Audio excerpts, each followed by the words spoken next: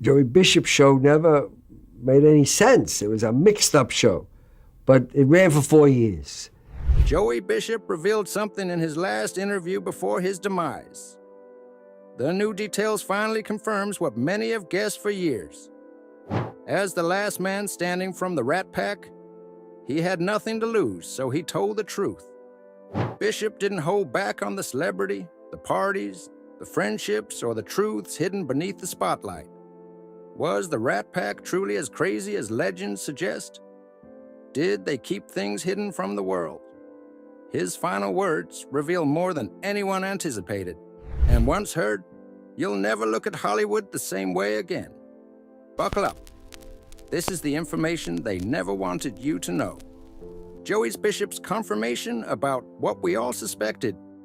Joey Bishop was doing well with the Rat Pack, but behind the scenes, problems were growing. His strong friendship with Frank Sinatra started to break down in the early 1960s. Things fell apart when Sinatra asked Bishop to take his place at the Cal Neva Lodge, a resort Sinatra partly owned. Sinatra expected loyalty and assumed the Bishop would gladly accept. But instead of saying yes, Bishop gave him a list of demands. He wanted $50,000 and a private jet.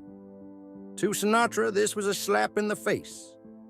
He had given Bishop a spot in the Rat Pack and helped make him famous, yet now Bishop was acting like he was the one doing Sinatra a favor. That didn't go over well.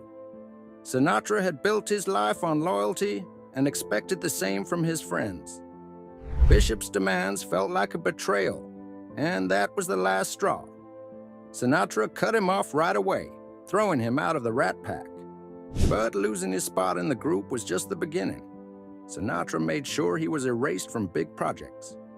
Robin and the Seven Hoods, a film that was supposed to include Bishop, suddenly went on without him. The message was clear. He was no longer welcome. This was a hard hit for Bishop. He had already felt like the least important member of the group, and now he was completely shut out. He had tried to gain more respect, but instead he lost everything. The fallout left him angry. Not just at Sinatra, but at the whole entertainment world. He had worked hard, yet he always seemed to be stuck in someone else's shadow. Peter Lawford, another member of the Rat Pack, understood that feeling. His struggles were different, but just as tough.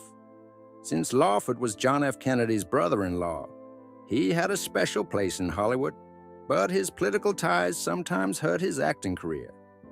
He and Bishop never fought, but they both knew what it felt like to be outsiders. For Bishop, things only got worse. But one of the hardest moments came when Johnny Carson was picked to host a big charity event. In the past, that role would have gone to Bishop, but now he was simply replaced. The industry had moved on without him. He never forgot that feeling.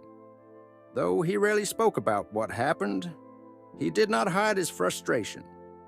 In interviews, he made small comments about being overlooked. He hated how the media talked about him, as if he had only been lucky to be in the Rat Pack instead of earning his place.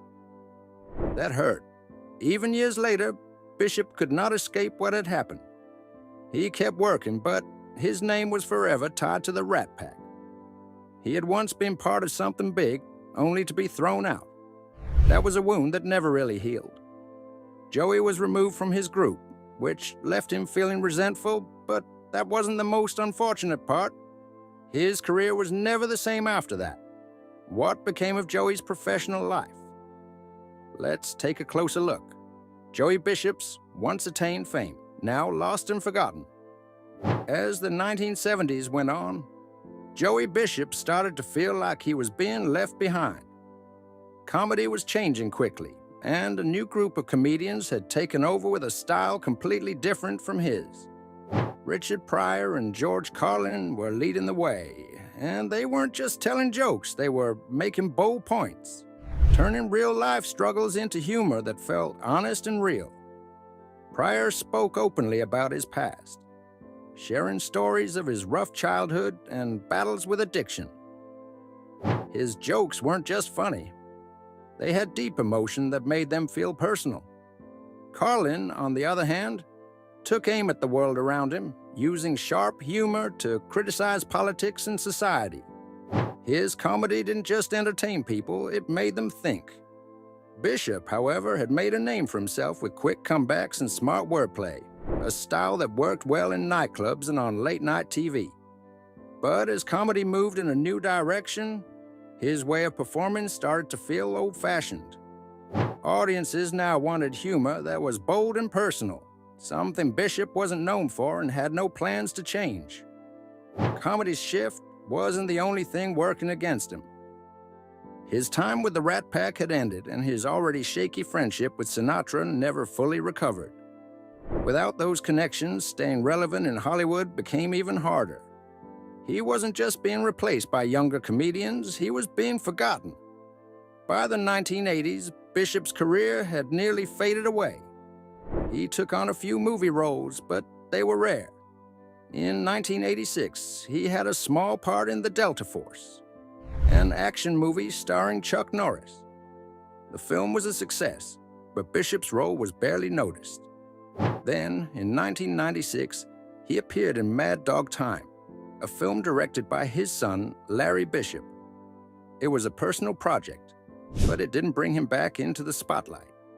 His absence from Hollywood wasn't just about not getting work. It was the result of years of setbacks. Losing the Rat Pack had taken away his influence, and his refusal to change had left him out of touch. The comedy world had moved forward, but Bishop had stayed the same. The industry that once celebrated him had now moved on without him.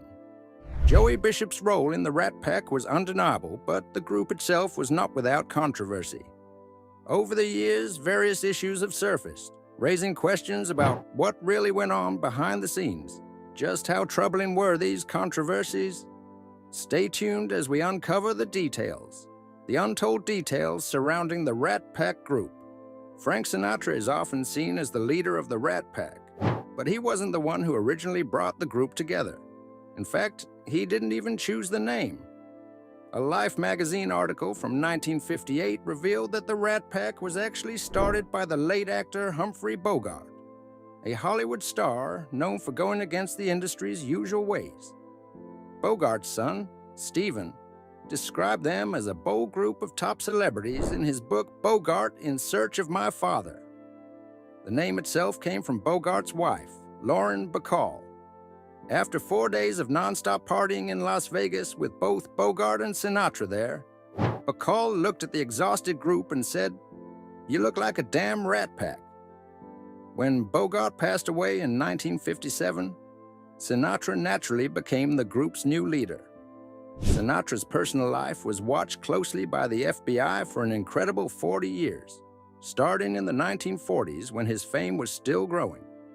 While he never openly admitted to having ties to organized crime, history shows he had close friendships with Chicago mob boss Sam Giancana, Detroit's Anthony and Vito Giacalone, and Philadelphia's Angelo Bruno. But what about the rest of the Rat Pack? While there's no clear proof they were involved with the mafia, they often performed at casinos owned by the mob. As the Las Vegas Sun pointed out, this was common for entertainers in the city during the early 1960s. However, not all of these performances may have been by choice. One especially tense moment came in December 1962 when the Rat Pack performed at a nightclub in Northbrook, Illinois, controlled by the mob. The book Mafia Spies, the inside story of the CIA, gangsters JFK and Castro, explains that Giancana had been part of a failed CIA plan to murder Fidel Castro. When it didn't work, he blamed Sinatra for not convincing the Kennedys to stop pressuring him. Angry, Giancana reportedly thought about having the whole Rat Pack murdered, but instead forced them to perform a free show at the Villa Venice. That night, the group took the stage for some of the most powerful crime figures in the country. The Rat Pack may have been legendary, but even the most iconic groups are not immune to setbacks. What exactly caused the downfall of these unforgettable entertainers? Stay tuned to uncover the truth behind their fall. The alleged reason behind the fall of the Rat Pack group. Sinatra represented Hollywood's charm, while the rest of the Rat Pack had an image of stylish city men who carried themselves with confidence. They were known for doing things their own way, but just as quickly as Sinatra's friendship with John F. Kennedy grew, it also fell apart. During Kennedy's campaign, the Rat Pack was among his biggest supporters, even singing the Star-Spangled Banner at the 1960 Democratic National Convention in Los Angeles. But everything changed after Kennedy won the presidency. One of the first big moments came on Inauguration Day in 1961. As Fox News detailed, Kennedy did not invite Sammy Davis Jr. to the event because of his interracial marriage to white actress Mae Britt, since their 1960 wedding had caused public outrage. Having Davis there would have been seen as controversial. In response, fellow Rat Pack member Dean Martin also chose not to attend. Things only got worse from there. Kennedy continued to distance himself from the Rat Pack because of their rumored mafia ties, especially in Las Vegas. The final insult came when Sinatra prepared his California home for a presidential visit, only to find out that Kennedy had decided to stay with Bing Crosby instead. The Immortal Marilyn reports that Sinatra was so furious that he smashed everything in sight. During their best years, the Rat Pack symbolized the glitz and glamour of the late 1950s and early 1960s. As biography puts it, they taught America how to swing in the first part of the decade. However, a series of major events marked the beginning of their downfall. The group's decline started in 1961 when Kennedy became president and pulled away from Sinatra. Feeling betrayed, Sinatra blamed fellow Rat Pack member Peter Lawford. As a result, Sinatra cut Lawford out of the group, causing the rest of the members to slowly drift apart. Then, in 1962, one of their most famous figures, Marilyn Monroe, was found dead. More tragedy followed when Kennedy was assassinated in 1963. As the Immortal Marilyn explained, this marked the sudden and painful end of an era. At the same time, pop culture was changing fast. Biography points out that 1963 brought the British invasion, with bands like the Beatles and the Rolling Stones transforming the music scene. As author Richard Lertzman said in Deconstructing the Rat Pack, the sight of 5 well-dressed nightclub performers suddenly seemed outdated. The Rat Pack, once the symbol of cool, had quickly become a thing of the past. Setting aside the struggles of Joey Bishop and the fall of the legendary Rat Pack, one thing is certain: Joey Bishop's name will always be remembered in the world of comedy. But his journey to fame and recognition was far from easy. What challenges did he face along the way? Stay tuned to find out the struggles for fame and success of Joey Bishop. Joey Bishop, the youngest of 5 children, was born on February 3rd, 1918 in the Bronx, New York City. His parents, Anna and Jacob Gottlieb, were Polish-Jewish immigrants, and his father worked as a bicycle repairman. Bishop grew up in South Philadelphia, Pennsylvania. He started his career in the 1930s after deciding to leave high school early to form a comedy trio with 2 other boys. They performed in nightclubs and burlesque theaters throughout Pennsylvania, New Jersey, and the East Coast. Although they were not actually related, they took on the name Bishop Brothers, inspired by their driver, Glenn Bishop, each adopting Bishop as their stage surname. The original trio included Morris "Rummy" Spector, Joey, and Sammy Reisman. After Reisman left, Mel Farber took his place, and they became known as Rummy Bishop, Joey Bishop, and Mel Bishop. They continued using these stage names for the rest of their careers. The group split up when Rummy was drafted during World War II, leaving Joey to perform solo until he was also drafted in 1942. After the war, Bishop stayed connected with his former partners, giving Rummy a small part in Ocean's 11 and casting Mel in various episodes of The Joey Bishop Show. One episode, Must the Show Go On?, reunited the 3 for the first time since the 1940s. After being discharged from the military in August 1945, Bishop resumed his solo career, first performing at the Casablanca Roadhouse in New Jersey before securing a spot as an opening act at the Greenwich Village Inn in New York. He later became a regular performer at the Latin Quarter nightclub, earning $1,000 per week. This success led to opportunities in television and film. His television debut was on The Ed Sullivan Show on May 28, 1950. 2 years later, Frank Sinatra saw Bishop perform at the Latin Quarter and was so impressed that he invited him to open at various venues. This association earned Bishop the nickname Sinatra's Comic. And as Sinatra's career flourished in the 1950s, Bishop's reputation also grew. As his fame increased, Bishop became a headliner in major nightclubs and appeared on multiple television programs. He frequently guest hosted The Tonight Show, hosting at least 175 times between the 1960s and 1976. At the time, this was a record, later surpassed by Jay Leno and Joan Rivers. Bishop also made appearances on earlier versions of The Tonight Show, hosted by Steve Allen and Jack Paar. Eventually, Bishop launched his own 90-minute late-night talk show, The Joey Bishop Show, which debuted on ABC on April 17, 1967. The show was created as competition for Carson's Tonight Show and ran until December 26, 1969. His sidekick on the show was Regis Philbin, who was just starting his career.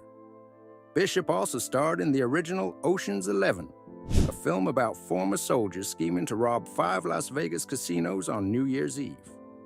He appeared alongside Frank Sinatra, Dean Martin, Sammy Davis Jr., and Peter Lawford, collectively known as the Rat Pack, though they never officially used that title. Bishop was the only Rat Pack member to work with the next generation of Hollywood actors, known as the Brat Pack. In 1990, he played a ghost in Betsy's Wedding, which starred Molly Ringwald and Ali Sheedy.